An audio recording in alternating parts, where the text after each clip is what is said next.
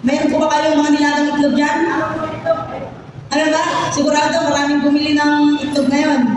Yan ba ang meaning ng ating, marami kasi ibig sabihin ng Easter sa iba't ibang interpretasyon ng mga selebrasyon ng tao. So, ngayon, yung talagang araw ng selebrasyon.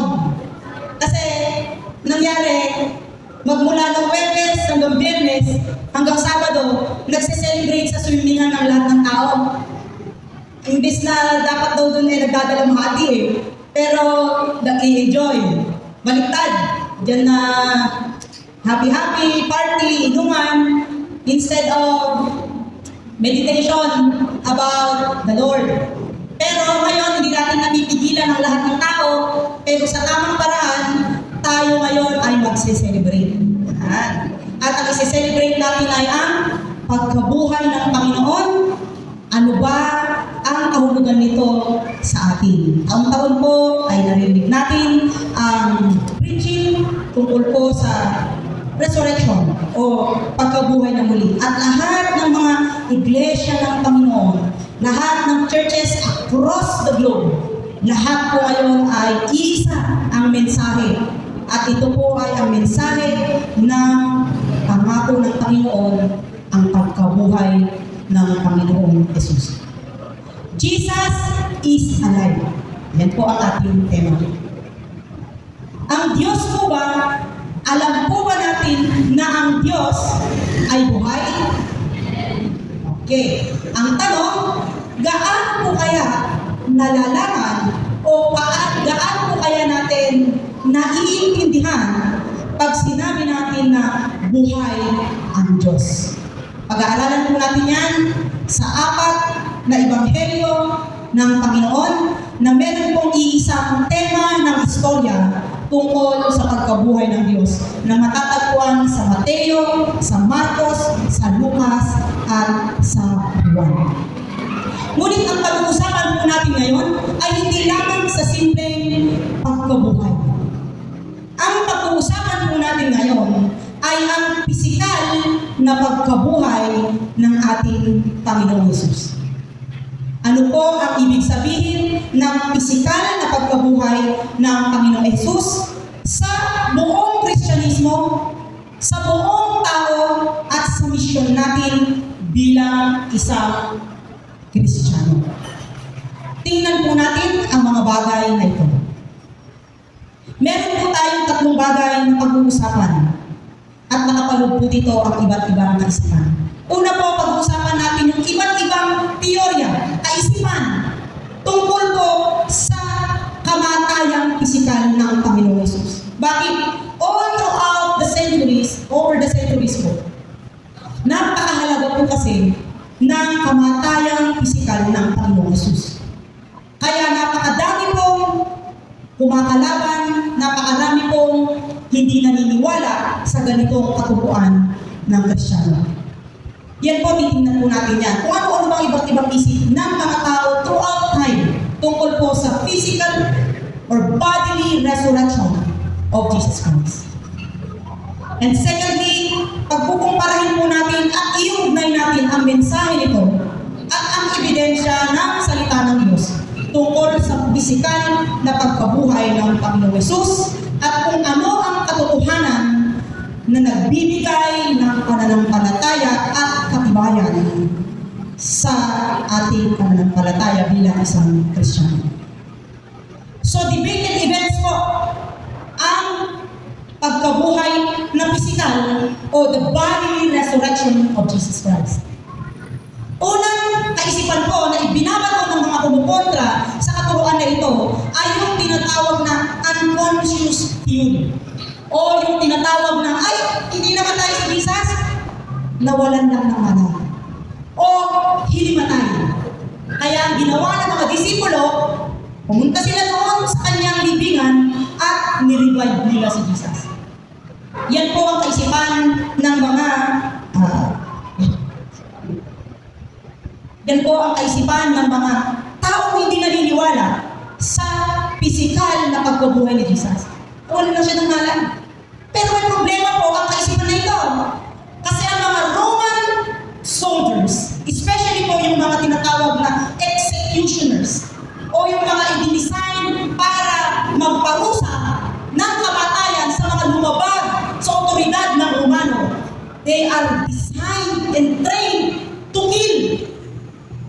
Not only to kill lightly, but to kill mercilessly. Matindi, mahirap ang klaseng pagpapahirap ang ginawa nila at sisiguraduhin nilang mamamatay. So, yung katuruan na nawalan lang ng malay si Jesus, it proves in the Word of God that's impossible, and it proves in the history of the Roman authorities na hindi po totoo yun. Because the Roman executioners are trained to ensure the death or to punish to death yung po mga nagkasala sa kanila. But we all know that Jesus did not. Pero sa kanila naman. Pangalawa pong theory is yung tinakaw lang daw yung katawan ni Jesus. Hindi totoong nung nakita nilang bukas yung tomb ni Jesus, kasi po yung libingan nila noon hindi katulad ng libingan natin. Yung libingan natin ay ang simento na sigyado. Yung libingan po nila ng mayroong malaking bato na talagang it's impossible for one single man na i-roll out yun o panganggal yung pinto na yun. And impossible lalo kay Jesus dahil si Jesus ay severely injured. Siya naman ay alam natin na talagang naliligo sa dugo, sa sugat, tinig, lahat ng kung physical na abuse na gawa sa kanya, hinang-hinang na siya o patay na siya at impossible na meron pa siyang lakas na ma-roll out yung pintuan ng libingan na yan. And ang challenge po ng kaisipan na ito na ninakaw ng katawan ni Jesus is that yung Roman guards po noon ay nakabantay sa may pinto ng libingan ni Jesus. Why? According po sa Bible, sa Matthew 27 verse 62 to 66, ay pinabantayan ni Poncio Pilato ang libingan ni Jesus dahil hiniling ng mga chief priests na kumakalaban kay Jesus noon. Sabi ng magaling na bulaang ko na yan, tagapagturo na yan, na mabubuhay ko siya after 3 days. Sabi niya kay Poncio Pilato, pabantayan niyo nga po ito, kanyang libingan, para hindi makadaya yung kanyang mga disipulo. At masigurado natin hindi sila ulit makaloko ng ibang tao. And so what Pontius Pilate did is this. Pinabantayan niya sa Roman guards yung libingan ni Jesus nang hindi po isang balak. A detachment of Roman soldiers. Na ang detachment of Roman soldiers po noon is around 480 soldiers. Ganon kadami ang inilagay nila na bantay para masigurado na talagang walang pandalaya na mangyayari kung mabubuhay ba talaga si Jesus o gawa-gawa lang yung mga disipulo. But, time, doon po sa panahon na yun, walang naging ebidensya na nanakaw ang katawan ni Jesus. Pang-apat, guni-guni lang daw ang pagkabuhay ni Jesus. Dahil daw yung mga mananampalataya noon o yung mga tagasunod ni Jesus Christ, lahat sila ay malungkot, iyak ng iyak. Sobrang kanilang kalungkutan na dahil sa kanilang kalungkutan kung ano-ano na nakikita nila. But according to psychology, ang guni-guni o halusinasyon ay personal na karanasan. Bawat isa yun. Hindi pwedeng grupo. However, at this point, si Jesus Christ po ay nagpakita sa napakaraming tao. Ay Mary Magdalene, sa 11 disciples, and the 500 men of witnesses, napakarami pong pinagpakitaan ni Jesus Christ.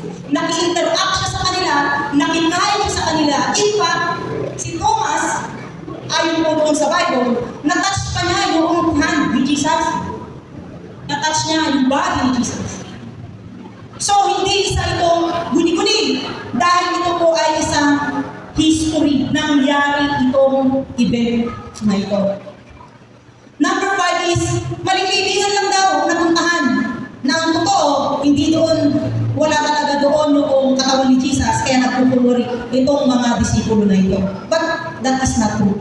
Dahil ito yung pinaka-impossible sa lahat ng teorya nila. Dahil pinuntahan nga ng mga guard o ng mga authority yung mismong tomb ni Jesus to ensure na doon mismo babantayan yung katawan ni Jesus na namatay.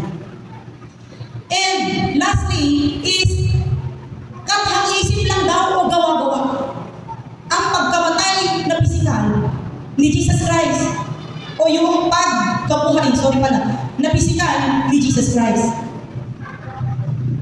Pag sinabi kong kathang-isip or myth, ito po ay hindi na-develop over the day, over the week, even over the decades. Pag sinabi kong myth, mito, o kaisipan ng isang komunidad, ito po ay nabubuo over centuries. But the problem and the challenge in this kind of thoughts is, buhay pa po yung mga eyewitnesses at that time na si Jesus ay nabuhay muli, buhay pa rin sila. So sila ang nag-witness na that's not true. Hindi ito kathang-isip lang. Nabuhay talaga si Jesus. Ito po ang mga kaisipan ng mga tao. Ito po ang last na kaisipan na ito ay mas malapit sa kaisipan ng mga Kristiyano. Na ito ang nagiging dahilan bakit maraming Kristiyano na Kristiyano pero sabi nila Kristiyano sa bibig pero hindi Kristiyano sa gawa. Bakit? Yung last po, number 7 na kaisipan, ang pagkabuhay ni Jesus Christ ay spiritual. Parang siya ay nabuhay lang na isang bumangon ng multo, parang ano, and then pumunta sa langit. There is no physical resurrection or there is no bodily resurrection. Sadly, kahit po ibang mga churches na mali ang interpretasyon nila na hindi nagbabase sa tamang pagkaka-interpreta ng salita ng Panginoon ay medyo nai-invite nila yung ganitong kaisipan. However, it is very evident in Matthew, Mark, Luke, and John, isa po across the Gospels na sinasabi that the tomb of Jesus Christ is empty. Ibig sabihin, hindi spiritual na ang pagkabuhay ng ni Jesus kung hindi kasama ang kanyang katawan. Ngayon po, tingnan natin, ano ba ang resurrection o physical resurrection ayon sa tamang Kristiyanong katuruan na makikita po natin sa Synoptic Gospels o sa tatlong ebanghelyo ng salita ng Panginoon, including the Johannine Scripture, including po yung John. Sabi po sa Matthew 28 verses 1 to 10, resurrection o ang pagkabuhay na muli ni Jesus Christ, physical, is a fulfillment of prophecy and it shows the authority of Jesus. Una, alam natin na from the Old Testament ay pinopropesiya na darating ang isang tinatawag na Messiah, tagapagligtas. Siya ay ipapanganak, siya ay maghihirap, papahirapan sa mundo ito, at siya ay magdurusa hanggang sa kamatayan para iligtas ang mga tao. This is the prophecy of the Old Testament. And after 400 years, from Malachi to Matthew, ito pong propesiya ay naganap. Na si Jesus Christ ay nabayubay sa krus, namatay sa krus, para sa ating kaligtasan. Ipinapakita din po nito na ang pisikal na pagkabuhay ni Jesus Christ, it is in powerful that Jesus has the authority, has the power to bring death to life. Grabe yun. Wala kang mababalitaan sa ang sulok ng mundo mula pa noon hanggang ngayon na nabuhay mula sa kamatayan. Although may mga cases na pansamantala dun sa ospital is namatay pero nabuhay din. Pero siya kasi patay na siya, confirmed in 3 days. That is the difference. Jesus Christ is dead 3 days na. And severe yung injury niya. Walang makakatakas sa uri ng kamatayan na nagkaroon si Jesus Christ. That is the worst, the most humiliating and shameful kind of death. Yung talagang ramdam mo mula ulo hanggang paa, ramdam mo hanggang sa kasulok-sulukan ng kaluluwa mo, yung sakit at hirap na dinanas mo, walang sino man makakatakas sa ganung uri ng kamatayan. And that is the kind of death na pinagdaanan ni Jesus Christ, but He was able to resurrect. Pero, nabuhay muli ang Panginoon Jesus. What does that, anong ibig kong sabihin ito? Jesus has the authority according to Matthew. Jesus has the power, and Jesus is God. Only God has the power to bring someone to life. Ang Diyos lang ang nagbibigay ng buhay at ang Diyos lang ang kaya bumuhay kahit ikaw ay mamatay. No other than na pwede gumawa nun, but only God that Jesus Christ has demonstrated. Jesus is God. Shall we say then that Jesus suffering there sa doon po sa cross was the suffering of God? Grabe yun ha? Para kasi minsan, parang pag-iisipin mo, ang nagdusa lang is yung tao, si Jesus, parang hindi ganong may impact. Okay, at tayo nagdusa, okay. Maraming na-rape, maraming na-abuse, maraming nabalikan ng ganyan, iba't ibang klase ng paghihirap. Something like that. But, paano kung sasabihin natin that Jesus, God, suffered. God suffered for us. But God has also the ability and the power and authority to lead that kind of suffering, that kind of death into life.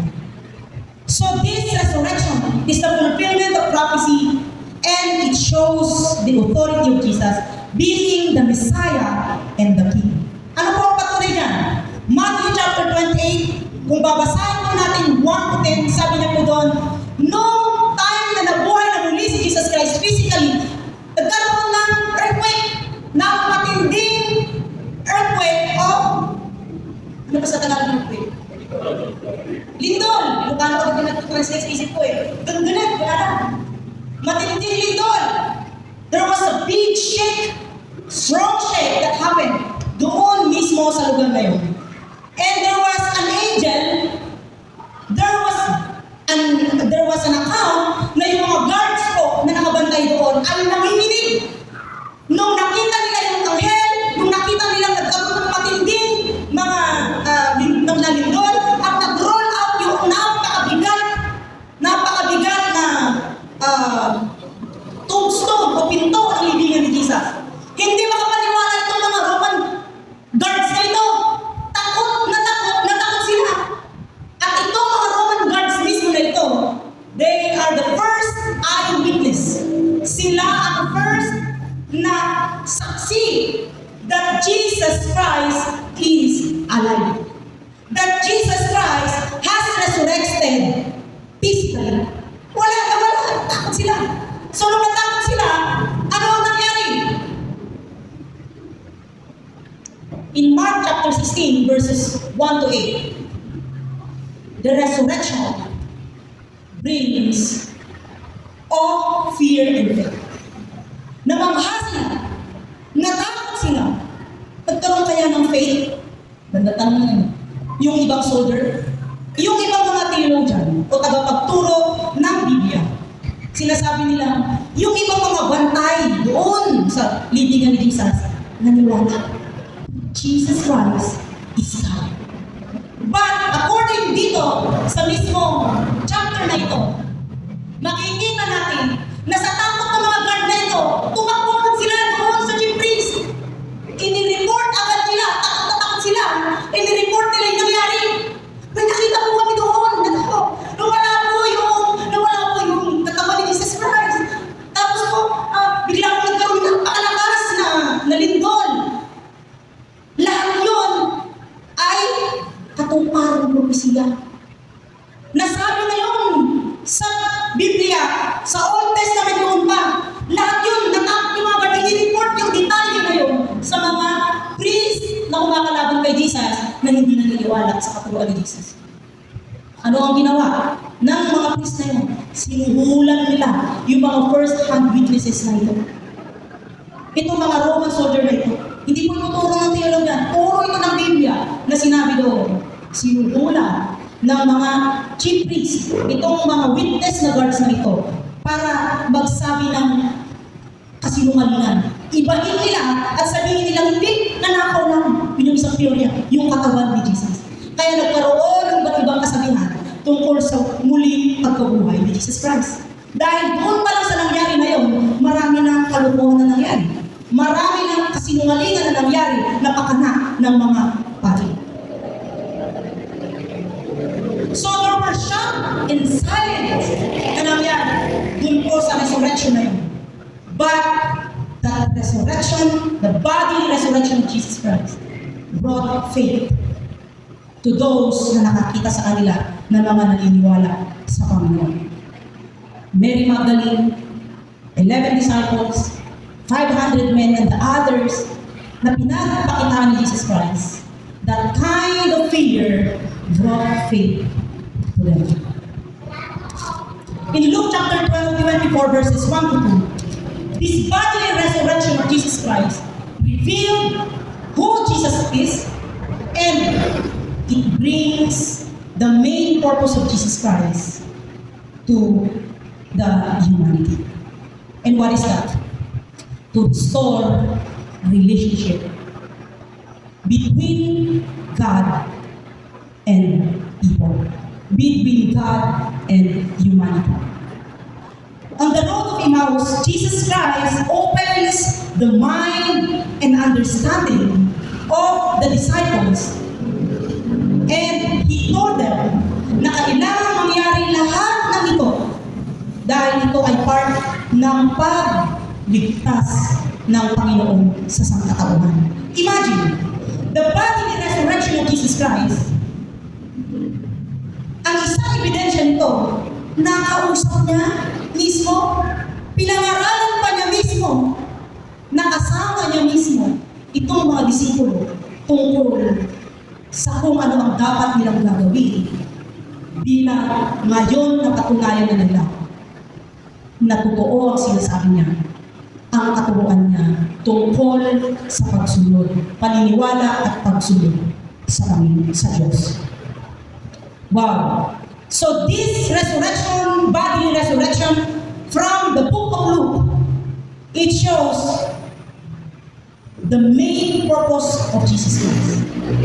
And that is to bring peace and give His presence physically to His disciples and followers. Physically po yung sinasabi natin dito.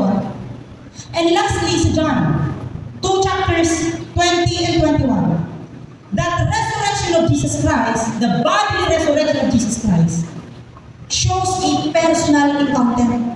Hindi lang nagsasalita si Jesus as a spirit na, ito, nabuhay ako, ito, dapat ang gagawin na ninyo, maniwala kayo sa akin. But this bodily resurrection of Jesus Christ shows personal encounter. Grabe po yun. This personal encounter sa mga disipulo at sa mga tao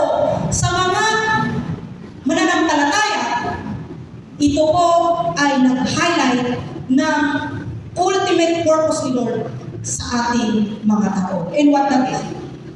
According po sa theology, the resurrection of Jesus Christ signifies that we, just like Jesus Christ, tayo man ay mamamatay, pero mabubuhay. But we will become a new creation. Bagong nilalang. Ito rin daw po ay isang simbolo na kung papaanong nasira ang creation noon sa Garden of Eden. Nagkaroon ng restoration ang buhay ng tao dahil kay Jesus Christ. Bakit restoration? Dahil kahit namatay si Jesus, nabuhay ulit siya physically. So same tayo, mamamatay tayo physically, pero mabubuhay tayo physically. Maraming tao ang natatakot sa kamatayan. It is because nandun yung imagination natin na that's it. That's the end. Tapos na.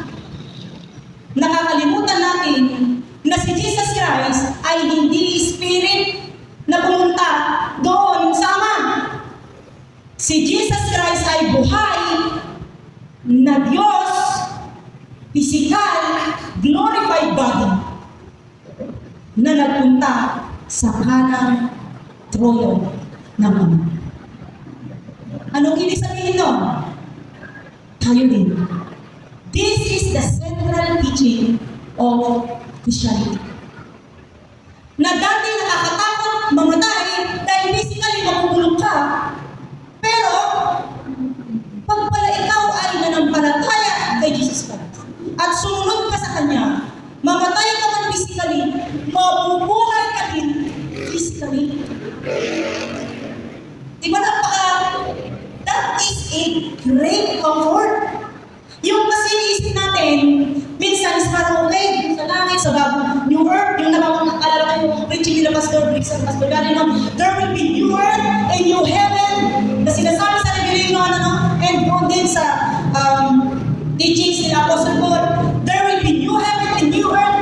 Akala natin, spirit lang tayo na, hindi ba, kakanta, kung gagawin ko.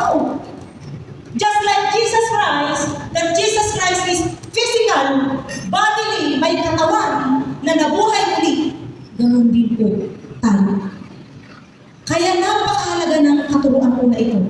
Dahil walang halaga na tayo ay nagsisimba. Alaking halaga ang paniniwala natin kay Jesus kung hindi siya nabuhay na muli physically. Do you get me? Iniisip niyo ba mabubuhay lang ulit kayo as kaluluwa? No. No. No.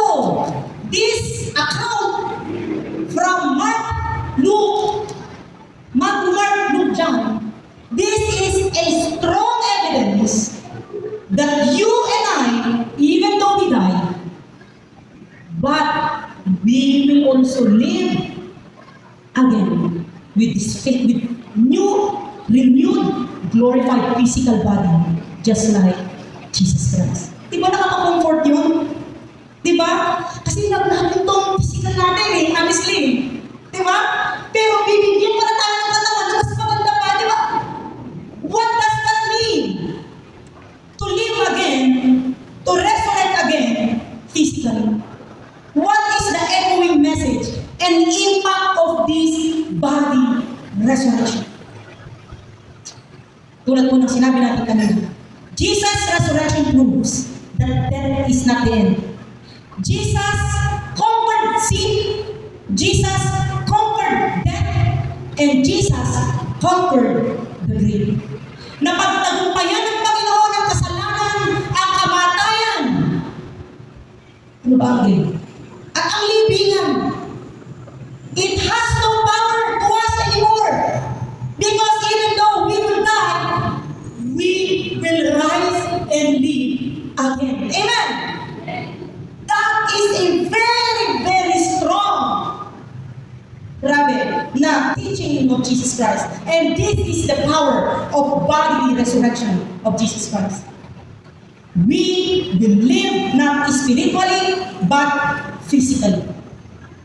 It is the divine guarantee that God's promise are not just parang pangako lang na okay, basta masabi lang katulad ng tao. But the promise of Jesus is real.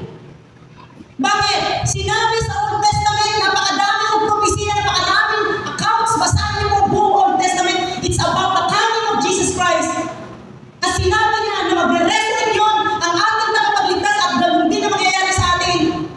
Na kahit maghirap ay mabubuhay din na muli. Sa muling pagkabuhay ni Jesus, pinatunayan niya na merong pag-asa ang tao. May pag-asa ka, may pag-asa ako. Wow! Sino sa atin ang nawawalan na ng pag-asa? Ang napaka-cringe naman. Sino sa atin ang nawawalan na ng pag-asa?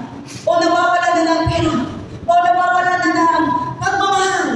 Nawawalan na ng gana? My brother and my sister. The resurrection of Jesus Christ teaches us strongly that there is hope in Jesus Christ, and that hope of the promise of Jesus Christ. Sabi nga doon sa Hebreo na, yung tiwala mo at trust mo sa Panginoon, yan ay ang tawag dito, ang tawag doon, hindi masasayang yan. That is the trust na dapat mong panghawakan. That is the hope na kailangan mong panghawakan. Bakit? It is evident. Pinakita natin, ebidensya. Kahirap po, ito po ang kung gaano kaganda ang teachings ng Panginoon Jesus. At kung gaano katotoo si Jesus at ang pagkabuhay ni Jesus, ang katuruan ng Panginoon Jesus, gaano katotoo, may ebidensya. Alam niyo po ba sa science? Hindi nagiging totoo yun pag walang ebidensya. Kasi nagbabase sila sa facts. Nagbabase sila sa history, sa events na nangyari. The rest of the beliefs and faith of others outside of Jesus Christ, walang ebidensya. Tao lang ang nag-create ng ebidensya. But Jesus Christ defied the gravity, defied what the natural is, yung kung ano yung gusto lang makita ng mga tao na ebidensya. Jesus with His power and supernatural power that only God can do. Jesus made it as a strong evidence. Pero kung history niyan, hindi gawa-gawa. Ano ibig sabihin nun? Ang Diyos ko at ang Diyos ko na nabuhay na muli physically, na pinaniniwalaan mo ng pundasyon ng pananampalataya mo, ay hindi isang imahinasyon. Hindi isang kaisipan lang na nasa isip mo. Totoo yan. It has a strong evidential facts that Jesus Christ is alive. Jesus Christ is alive. Ano ang impact nito ngayon sa buhay mo? Ang muling pagkabuhay ni Jesus physically, sabi nga natin, is a foundation of Christian faith. This gives the ultimate declaration that the love of God, the love that comes from God, always win. Grabe yan ano? Bakit ka iniligtas ng Panginoon? Bakit ang Panginoon ay pumunta sa mundo ito? Hindi niya kailangan dahil Diyos siya. Wala tayong kwenta. Wala tayong kumpara sa Diyos. Diyos siya. Wala siyang utang na loob sa atin. Hindi kanya kailangan kung tutusin. Because He is God, He owns everything. But imagine, do you imagine, could you imagine the great love of Jesus Christ na kailangan niyang pumunta sa mundo ito? mapahirapan, patayin sa mundong ito para iligtas ka. Ganoong kanya kamahal. Anong ginagawa mo ngayon sa buhay mo? Ito lahat ang katunayan, evidential, faith. Yung faith natin actually, hindi na nanggagaling basta faith lang. Kasi ano nangyari kay Thomas? Naniniwala ka ba na nabuhay si Jesus? Hindi ako naniniwala, Jack Pati. Kasi ano ka na? Kung hindi ko makita, ano ako naniniwala? Ito no. Ano sabi ni Jesus doon? Pakita ng ebidensya. Hawakan mo ako. Itouch mo ito. Naniniwala ka naman. Kung andito ngayon si Jesus Christ, na nakikita nyo ngayon, kasi physical, nabuhay si Jesus. Physical, hindi naman siya nagpapakita sa atin. Dahil aayuin nyo kung magpapakita siya sa atin. Okay?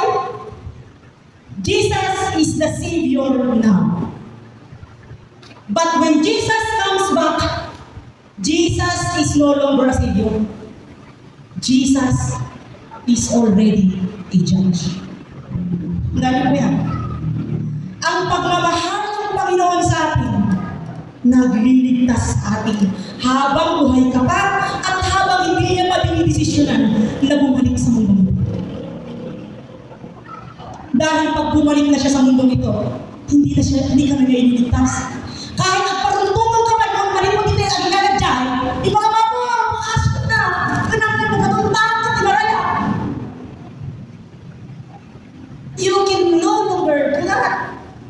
Kahit anong pagmamakaawa o pagbalik dito ni Jesus Christ, you have no choice. You have no option. But to face that God as a judge. Jesus as a judge. Tandaan niyo po, si Jesus ang magiging judge natin. Because He became human. Siya lang ang tanging walang tao na pwedeng magsabi na hindi. Ganyan si Jesus nun eh. Kasi Diyos siya, no. There was an evidence, factual evidence that Jesus Christ was human. In fact, nabuksan kami niya sa banko.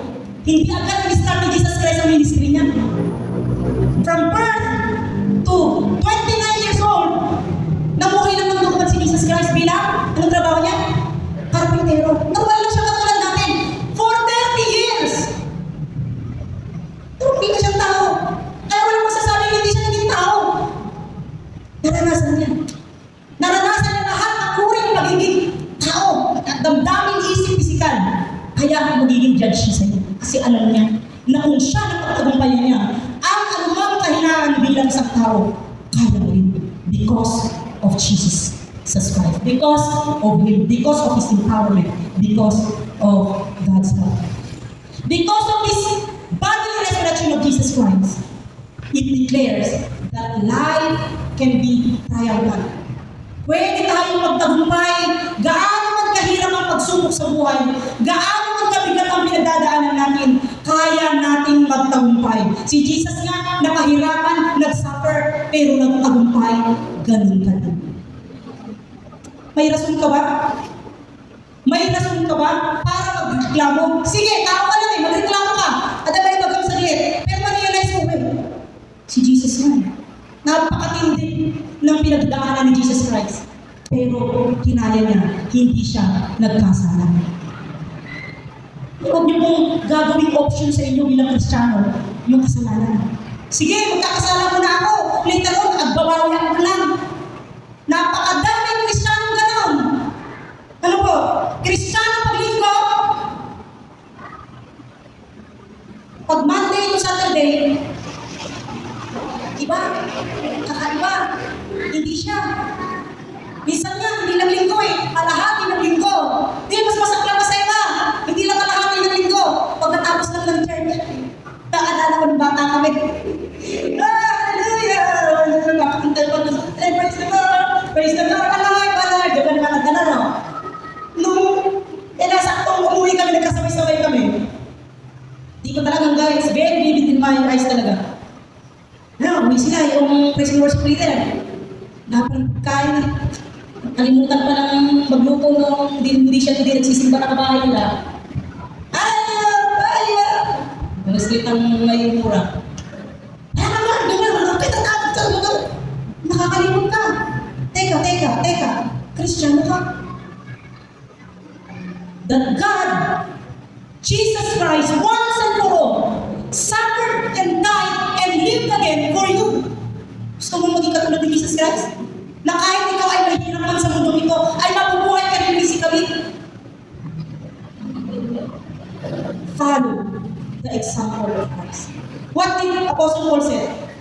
Follow me as I follow Christ. Kaya mo bang sabihin sa kapamilya mo yan? Kaya mo bang sabihin sa kapatid mo sa pananampalataya, follow me as I follow Christ. Yung buong buhay ni Jesus Christ hanggang sa kanyang pagkabuhay na muli.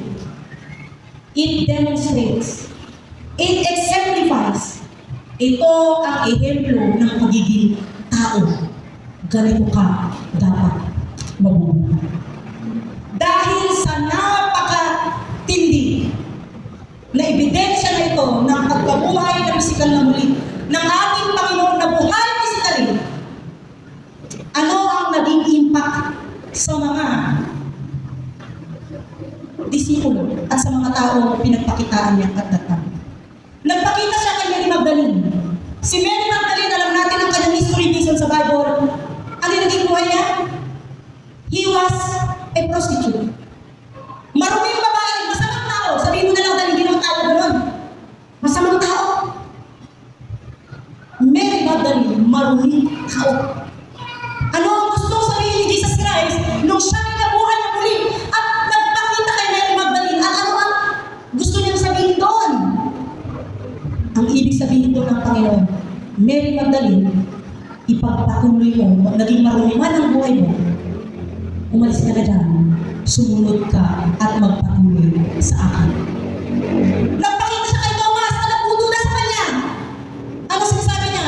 Nagdududa ka man, ngayon, magtiwala ka na sa akin.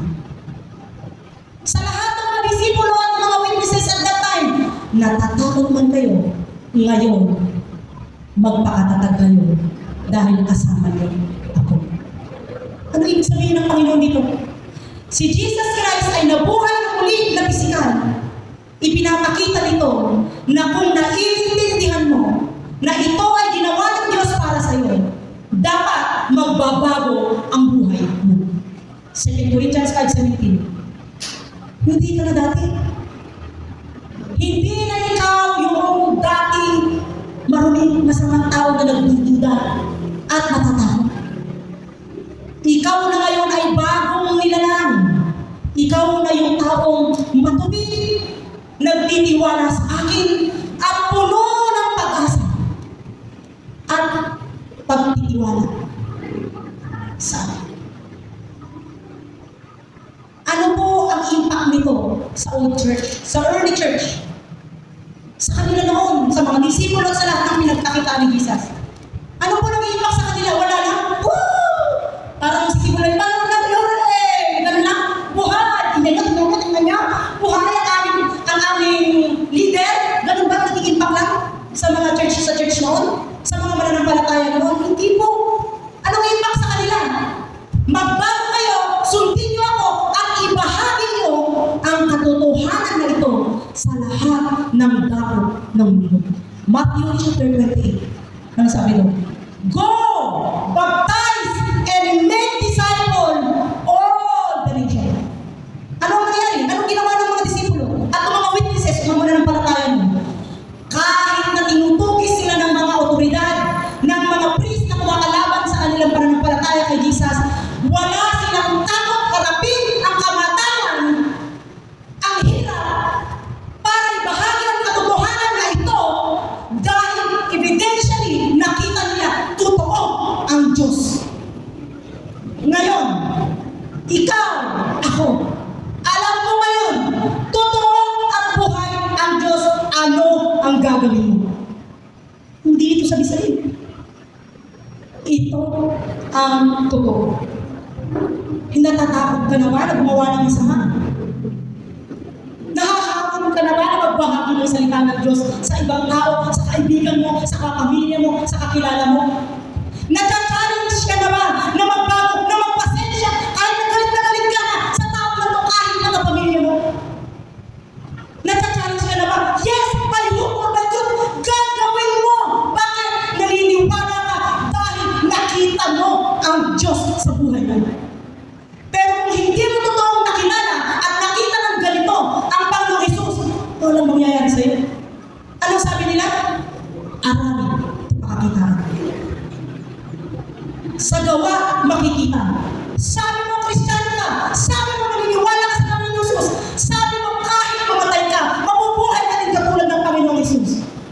nasan ang ebidensya sa buhay mo.